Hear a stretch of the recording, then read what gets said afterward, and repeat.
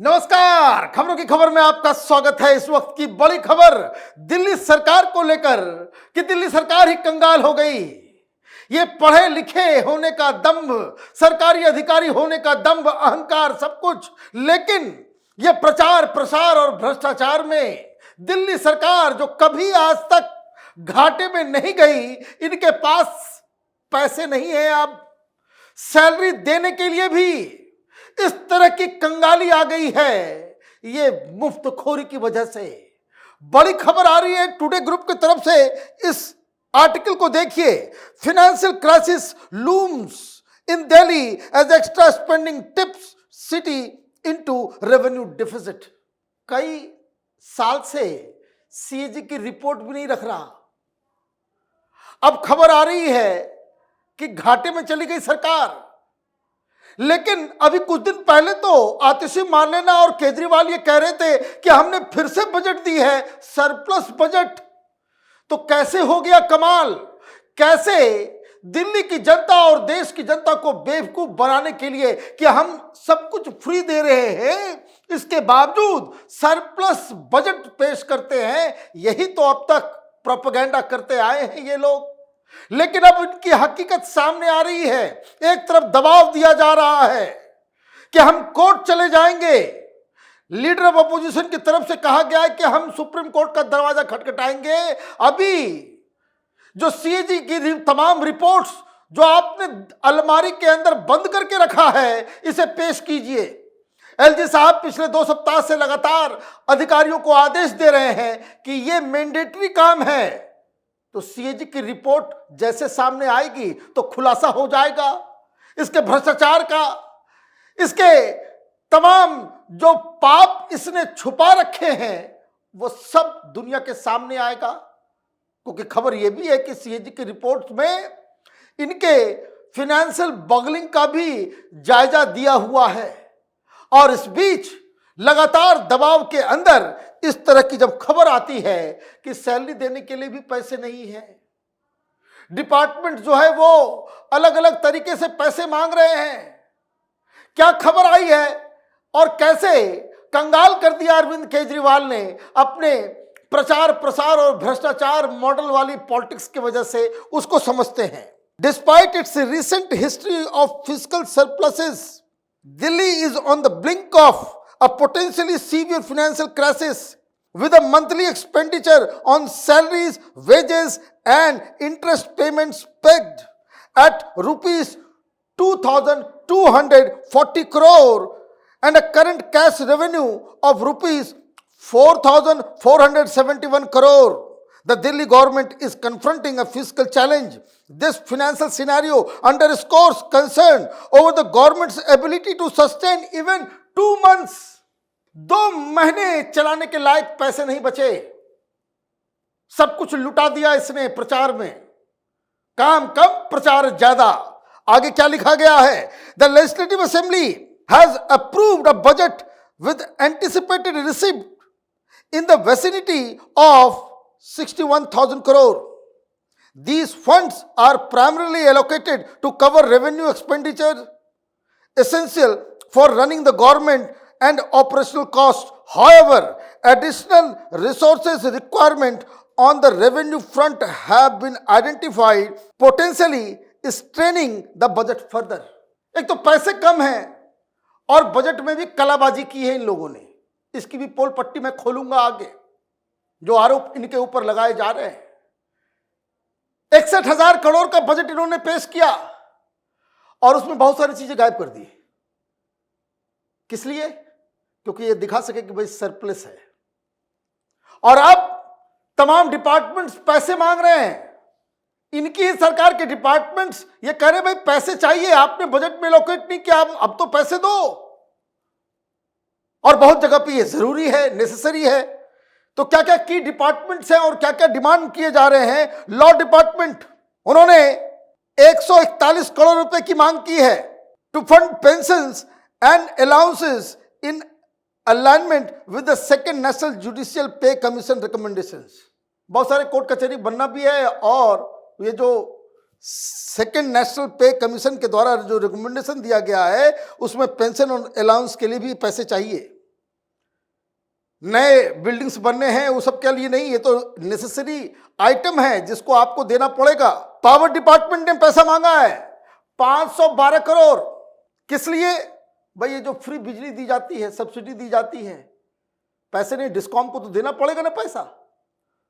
आप फ्री देते हो लेकिन डिस्कॉम वाले फ्री तो नहीं देंगे, उसका पेमेंट बाकी है। ट्रांसपोर्ट डिपार्टमेंट 941 करोड़ रुपए। किस लिए?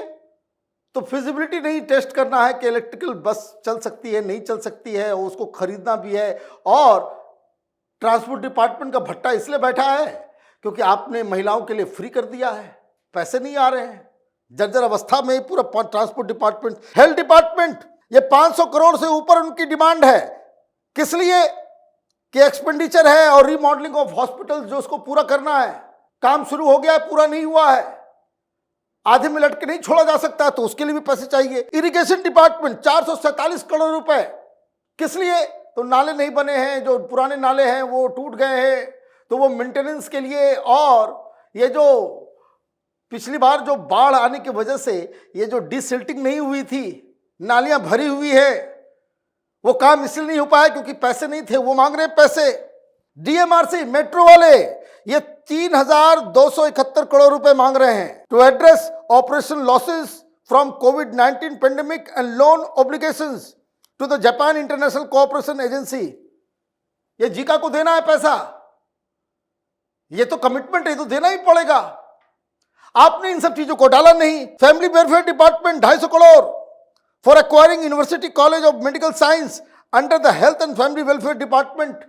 कुल मिलाकर के 7,362 करोड़ रुपए अभी और लगने हैं स्मूथ फंक्शनिंग के लिए। और पैसे कितने बचे हुए हैं? टोटल अभी जो अकाउंट में है वो 4,471 करोड़ रुपए हैं बस। कहां से दे पाएंगे सैलरी? कहां से आएगा पैसा? आपने फ्री के चक्कर में दिल्ली जैसे शहर में, जहां ना आपको पुलिस को पैसा देना होता है, ना आपको वृद्धा को पेंशन देना होता है, बहुत सारी चीजें, और आधा से ज्यादा तो केंद्र सरकार के हाथ में है। साफ सफाई एनडीएमसी अलग देखती है, डीडी अलग देखती है, आपके हाथ में तो कुछ नहीं है। लेकिन फिर भी आपने सिर्फ प्रचार प्रसार और भ्रष्टाचार किया और दिल्ली को कंगाल कर दिया। और इसलिए मार्शल्स को निकाला जाता है, कभी कभी कुछ को निकाला जाता है। हर दिन प्रोटेस्ट हो रहा है टीचरों को, टीचर भी एडहॉक पे, सब जगह एडहॉक पे आपने लोगों को रख लिया है। पैसे नहीं मिल रहे हैं, 6-6 महीने से सैलरी दिल्ली के अंदर नहीं मिल रही है। अब तो और समस्या आने वाली है।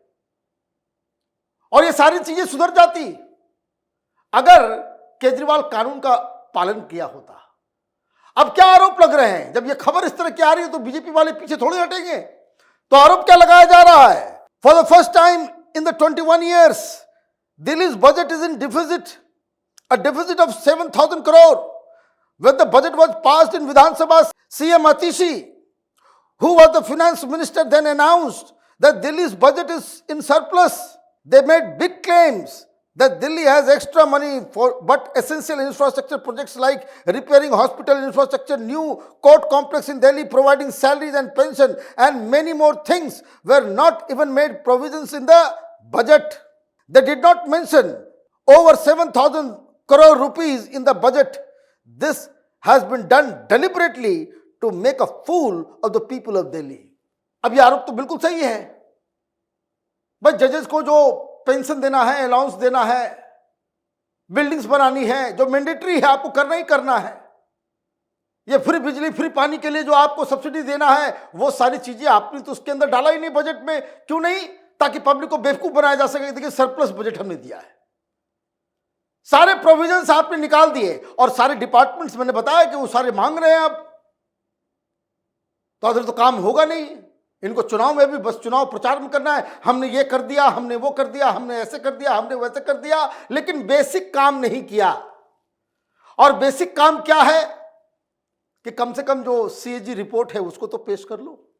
और इसलिए आज लीडर ऑफ अपोजिशन ने आज एक नई कहानी गढ़ी है, कहा हम जा रहे हैं सुप्रीम कोर्ट।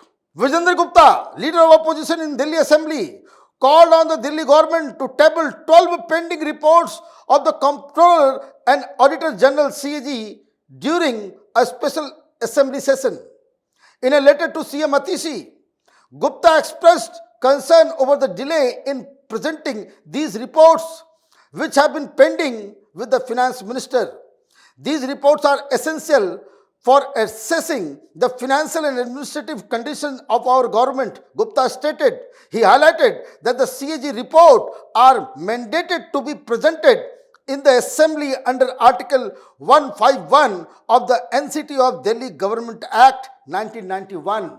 संविधान लेकर के चलते हैं ये लोग, संविधान बचाना है और संविधान में जो लिखा हुआ है वो काम करेंगे नहीं। भाई 12 सीएजी रिपोर्ट पेंडिंग पड़ी हुई है, आपने पेश नहीं किया, क्यों? पोल पट्टी खुल जाएगी इसलिए। तो कहा गया है कि अब बिना किसी समय को गंवाए हुए आप इसको असेंबली में पेश कीजिए, उसको प्रेजेंट करना जरूरी है, और नहीं तो फिर हम जा रहे हैं सुप्रीम कोर्ट। अगर सुप्रीम कोर्ट का डंडा चलेगा तो फिर आपको करना ही पड़ेगा। तो कितनी सारी मुसीबत है। और अभी आजकल चल रहा है, यमुना के पानी जो है वो जहरीली, पानी पूरा जहरीला हो गया है, यमुना जहरीली हो गई है, पानी जहरीला है। कारण केजरीवाल हर साल ये कहता है अगले साल करवा देंगे, अगले साल करवा देंगे, अगले साल करवा देंगे। झूठ बोलने की आदत ऐसी होती है जो जाती नहीं है। कुछ लोग बिना झूठ बोले सरवाइव ही नहीं कर सकते। दिल्ली में जो सरकार चल रही है वो झूठ बोले बगैर बिल्कुल सरवाइव नहीं कर सकती। आप देखते रहिए कैपिटल टीवी। हमारे वीडियोस को लाइक कीजिए, शेयर कीजिए और हमारे चैनल को सब्सक्राइब कीजिए। धन्यवाद।